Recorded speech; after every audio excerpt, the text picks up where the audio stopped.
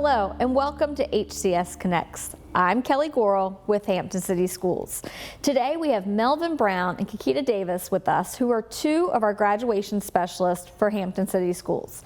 So welcome to HCS Connects. Thank you. And you both are going to be on the hot seat here for about 10 to 15 minutes because we're going to talk all things graduation and students. But we do have a lot to celebrate in Hampton City Schools. Our class of 2022 on-time graduation rate, 97.64%, which before I turn it over to you all, I have to add that is the highest on-time graduation rate in Hampton City School history since they started doing graduation rates in 2008. And it's the highest graduation rate of the 15 school divisions in our region. So that's talking about the schools on the peninsula, all of the schools on the south side, the Eastern Shore. So there's a lot to celebrate for our students because they are graduating and on time. Yes. So graduation specialist is a big part of it. So tell us, what exactly is a graduation specialist? We are individuals that assist and support students with identifying and overcoming any obstacle or barrier that stands between them and earning their high school diploma. So we support whatever it is that they need, whether that be transportation, whether that be academic support, or whether that be just eliminating a barrier with attendance. We support those students in eliminating those obstacles that stand between them and their diploma. And there are a lot of obstacles for young people. I mean, being an adult is hard. We're always like, whew, I don't want to adult for the day. Right. But it's also kind of hard sometimes to be a student, to be a kid and to student for the day. And it's not, you know, there are one of you at each school. Yes. I will add that we brought in graduation specialists in 2010 for the division, but there were only 2 supporting all 4 high schools. So now we have 5. We know that hard work so that each of our 4 high schools and the Adult Learning Center have a graduation specialist. But again, there's still one of you. And if you look at each school, 1,000 or more students per school. So tell us, Melvin, about the team that you have at Hampton High School to help support that work. Well, our team consists of course, the graduation specialist, the graduation facilitator, and then also the school counselor. We meet weekly, bi-weekly. I know for at Hampton High School, starting in January, when we're on our way to June for graduation, we meet every week as a team to meet with students and parents to make sure everyone stays on track. And it's also building those relationships and trust with teachers in your building and your administrators because they're part of that big team, correct? Correct. As far as, you know, and we'll talk a little bit in a moment about like the hours of a graduation specialist, but it is that team effort. And it doesn't start in January of a senior year. So tell me, when does this work really begin? It could begin as early as 8th grade. We identify students that may be overaged in middle school, and we assist them with starting to earn high school credit so that they're on track for graduation. So it's not about just supporting those seniors that are getting ready to graduate. Right. You're looking at, you know, students that are going to be coming to your school in 9th grade, and then once they hit that ground running in 9th grade, that they're on that plan of success, looking, like you said, at attendance or anything that might be in their way that could prevent a graduation in 4 years. Yes. So that's a long time to keep a student engaged. It's a long time to keep anyone engaged. So how are you doing that work? It's not an 8 to 4 position. You're in the building, right? From 8 to 4, sometimes still leaving to go find a student where they might be to get them to school. Yes. But tell me about what does that involve in the evening, on the weekends? Well, it involves taking a look at the early warning systems that a student will fall into, whether it's with the attendance, behavior, and course failure. We usually tier our students when they come into the building based off of the state cohort numbers that we have to go by to ensure that we make sure these students graduate or they move from 9th to 10th grade per cohort. So tier 1 could be those students that's on track. Tier 2 could be those students that's slightly off track, but just need to be a little bit of monitoring on them. And those tier 3 students will be those students who have less than 10 credits towards graduating their senior year. And so again, mentioning the OGR team that we put together within our schools, we monitor those students throughout the school year. So you're monitoring all students regardless if they're tier 1, tier 2, or tier 3. So that's quite a large number of students, but you're really honing in on those tier 3 that need those extra supports. Yes. Yes. So tell me, I mean, let's be real. Give me a situation of how you had to hone in on a tier 3 student to assist. Like, how are you going above and beyond just meeting with a student in your office during the school day? We're developing individualized graduation plans. So we're meeting with those students to know who they are and what challenges they face as an individual student, what areas they may need support in, whether that be changing their schedule from a typical 8:20 to 3:09 schedule. They may need to come in a little bit later because they may have transportation issues, or they may need to leave a little bit earlier to get to work. So it's about identifying what it is that they are experiencing and wrapping those services around that.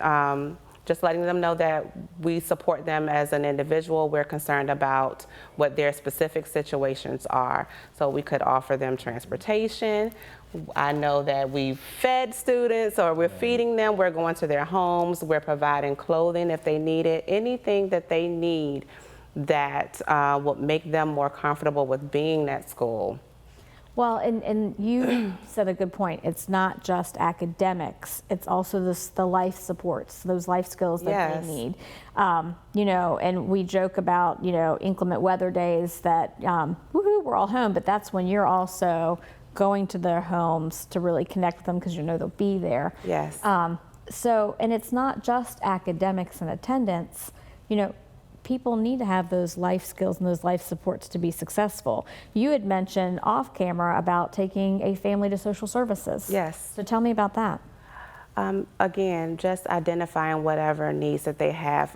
We all know that things that go on within the home affect the way that the student performs in school. Some things home-wise take more precedence over academics in their mind. They have to worry about, well, how are we going to eat today, or what are we going to eat today, or is anyone available to keep the kids, or things of that nature. So we try to speak with students and families to see what it is that they need that is preventing the student from being successful. And we're trying to introduce them to community supports that can assist with those needs and free the student up and allow them to receive their education. Focus on their schoolwork. Yeah. And you're obviously doing what you need to do, because Yes. when we look at the data, even those student groups that are historically underrepresented, when you look at your homeless population or you look at your student group of economically disadvantaged, like our homeless students for the class of 2022, they had 100% graduation rate. You know, and those are the students that need those supports, like Yes. you said, to be successful. We were sitting at 100% of our students graduating on time, where the state average was barely over 76%, like 76.4 something. You know, our economically disadvantaged, again, we had a graduation rate of 96.3 or 4%, where the state was at like 87.7%. So we're seeing that in Hampton City Schools, that those student groups that are historically underrepresented, they're doing well, they're graduating on time. So those are in place. But tell us about, you know, again, not an 8 to 4 position, we keep saying supports, what type of supports are we putting in place for students? Talk about like twilight school and Saturday school and even Sunday school sometimes.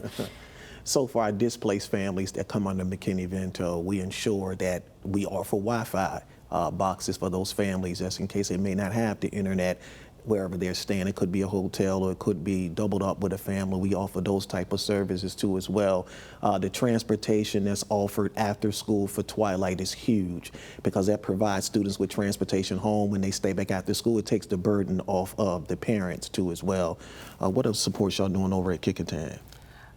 Of course, as you said, the Saturday schools, the division has afforded each of the graduation specialists a vehicle so that we can assist in transporting students who may miss the bus or may need transportation to or from our after-hour programs. So that was a huge thing because some students live in a different school zone and may not be able to take the activity bus. So now we're able to assist with transportation. Or as you mentioned, being able to transport those students to social services if they need to apply for some type of support that they may receive assistance from social services. And again, it's a team effort, Yes. because you're talking about Saturday school or Twilight. It's building those relationships with students to want to do it, but building relationships with teachers, because teachers are working well beyond that 8 to 4. You're asking a lot from them, and administrators as well. Absolutely. Graduation is a team effort. As soon as a student enters our doors at 9th grade, everything that they do counts towards the end goal. And as you mentioned, we need support from teachers, our administrative teams. Everyone joins together to bridge the gap for those students. And it's also just not about on-time graduation. On-time graduation could be June, or it could be in August for summer Yes. graduation. Sometimes it takes a little bit longer. Yes. But we also look at the dropout rate. And Hampton City Schools' dropout rate is the lowest of, again, the 15 school divisions in the region. We're sitting at a 0.62% dropout rate, which that's below 1%. So these students are also not dropping out. Yes. So there's a lot of things, like you said, academics, you've got attendance, and we're looking at students from 9th grade on. We've got our Academies of Hampton model, so they're smaller learning communities, they're engaged, they like what they're doing, and they have your support, that wrap around to bring them in. I mean, there's a lot of things in place. So how are graduation specialists different in Hampton than maybe another school division?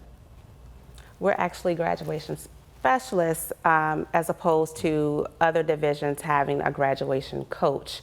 So we are entry-level administrators. We work 12 months. The job never stops. So we don't graduate students in June and it's say, done. "Woohoo, Yeah, we're taking it's the time never off." done. We're always working for the future. As you stated, from 9th grade, we're monitoring these students all 4 years. But as soon as those students graduate in June, then we're looking to graduate the remaining students in August, and then we're moving into the next cohort. So we're 12 months because we can't afford to have that time away. The students need our constant support. Over the summer, we don't want them to think that we've forgotten about them or that there isn't work to be done. So over the summer, we're also offering programs to earn credits for the upcoming cohorts to get them on track so that they can start September, well now August, and be in a better position. So it is a 12-month position. You are constantly supporting students, you know, and also identifying, like you said, in 8th grade as they're coming in, so you know who to identify with. But, you know, Hampton City Schools is very focused on the portrait of a Hampton graduate, that we're graduating our students college, career, and life ready. Yes. But it really is also about those relationships. So Melvin, tell me about why is it so important to have that relationship with the student? How do you build those relationships? You know, my phone rings nonstop. Some, you know, students think that I'm the guidance counselor in the building, building those relationships with those students and those families, and the immediate response that we give, less than 24 to 48 hours, it's a trust issue. Everything is built off of trust. So those students will come to us instead of going to others to act as a liaison to get things done that they need done immediately. And they see us, you know, we're able to hop in our vehicles, go out to social services, sometimes go to the grocery store for families, take teen parents to their appointments. I've done that numerous times, and then we went right back to school. So when you start getting into the dynamics of the family and able to come and sit down in the home and talk to the families and meet with the families, they trust you that you're going to do what you say you're going to do to help them. Well, and you just take a typical teenager, and I can say that from being in education for 23 years as well as having my own. You know, that is a hard part. They sometimes feel like, you know, I'm becoming a young adult. I don't need that type of support. You know, I know more than you do. Yes, you know, yes, we see that a lot. Yeah, you see that, and I'm not downplaying, you know, they need to learn that, and that's how you grow and become, you know, an older person. But you know, that trust piece is huge to earn the trust of not just a typical teenager, but then also a teenager that has some trust issues because of things that have happened in their past or currently going on in their lives. So that relationship piece is huge in building those relationships, like you said, from 9th grade on. So again, highest graduation rate, lowest dropout rate in the region. It takes a team effort. Yes.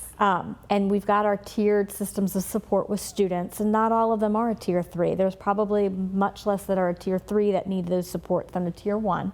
but you're constantly monitoring attendance and behaviors and grades and working with teachers.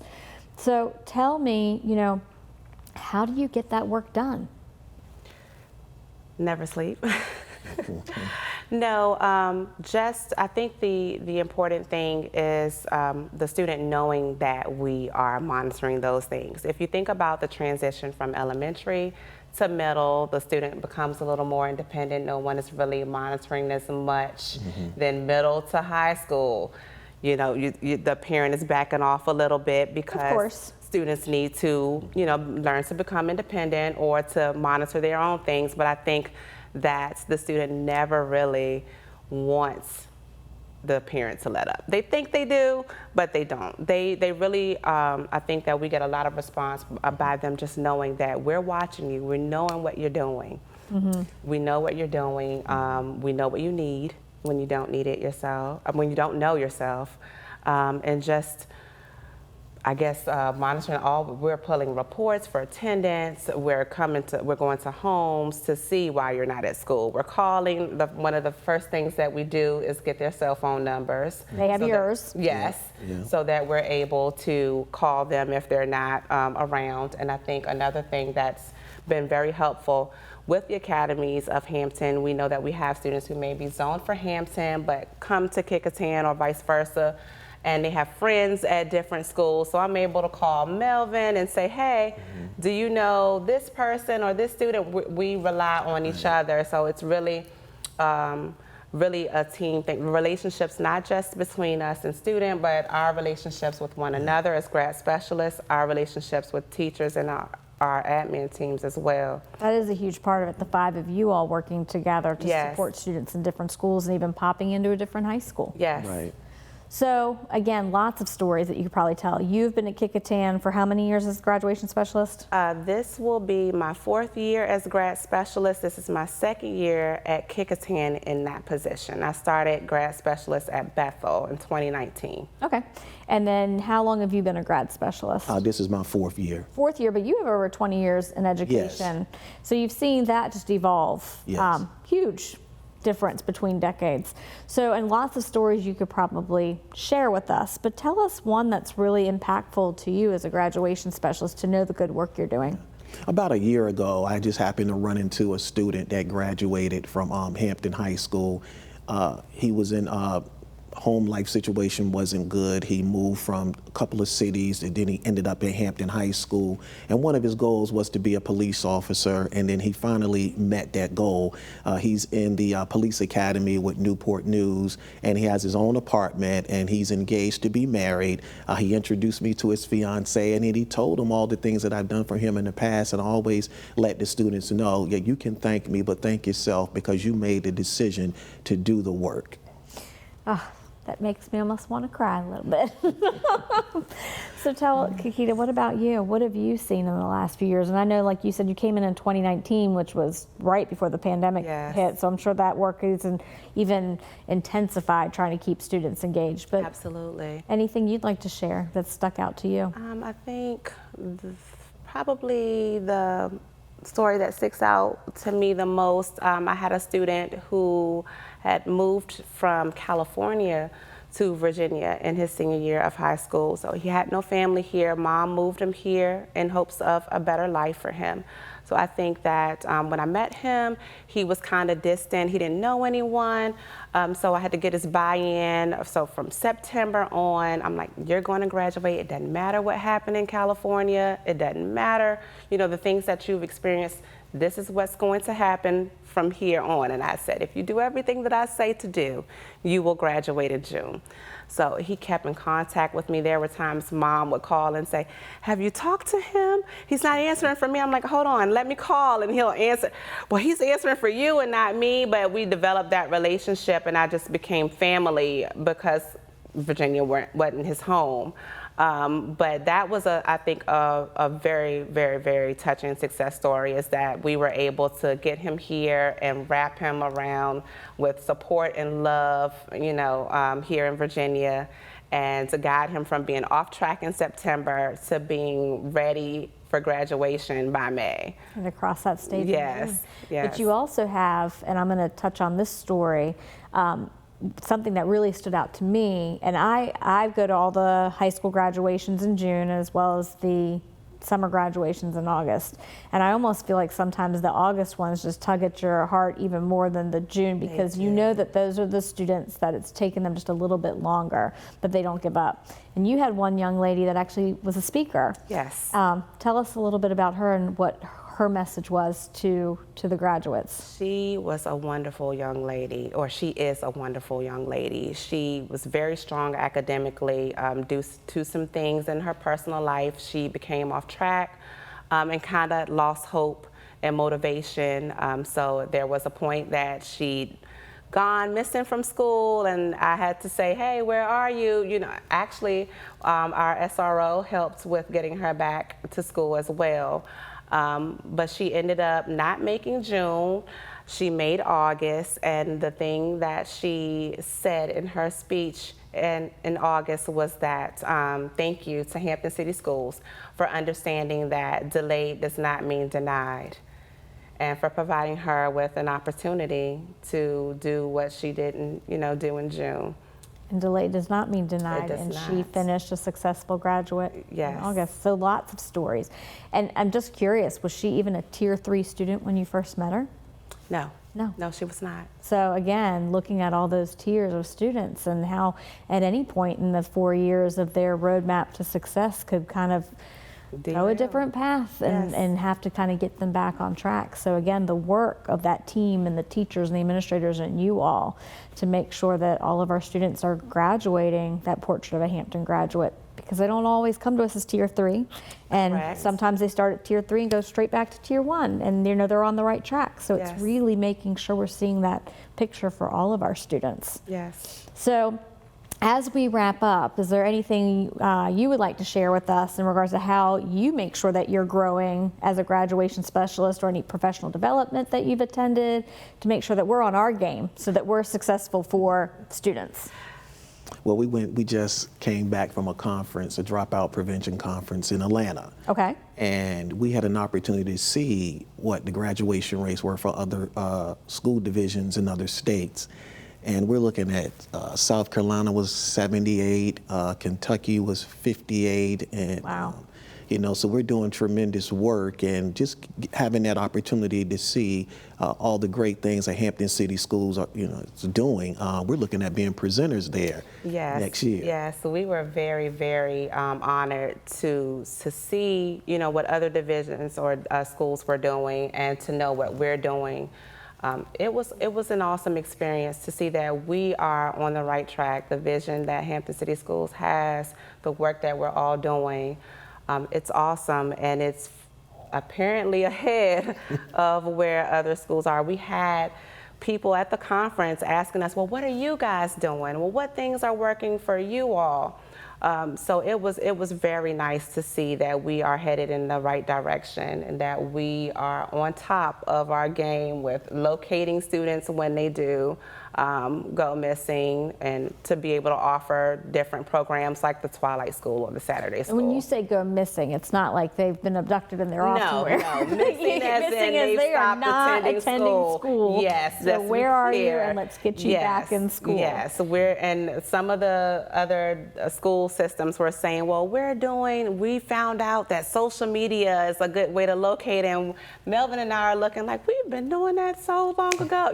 We're finding kids on social media, we're speaking to their friends, and Showing up at their jobs. Showing up at their jobs, yes. Helping babysit siblings or even their own children. Yes. Correct. And I would also be remiss if I didn't, we talked about typically underrepresented groups, and we also have our special needs students, and I know that they've got a lot of supports with their IEP team and counselors and their special education teachers, but you all have a part in that too, to make sure that graduation rate, that they're graduating on time.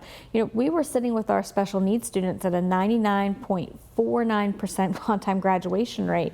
I mean, that's phenomenal. They're almost 100% of the class of 2022 graduates graduated on time. Yes. So again, just another kind of plug of, it's not all students. We're looking at specific student groups as well as student populations to make sure that everybody is successful. It's about every child, every day, whatever it takes. Absolutely. Well, thank you to the both of you for all the work that you do in support of our young people, as well as our other 3 graduation specialists, and really that team effort, our teachers, our administrators, our counselors, I mean, even our school bus drivers, and Yes. our custodial staff from ABM, and our food nutrition service workers. I mean, everybody, our nurses, it is a team effort. It really is. And to be part of that team is really quite an honor, I feel, to support our young people. Yes. And it's just super exciting to see that we just keep increasing, which is ultimately what's best for our students. Yes. Right.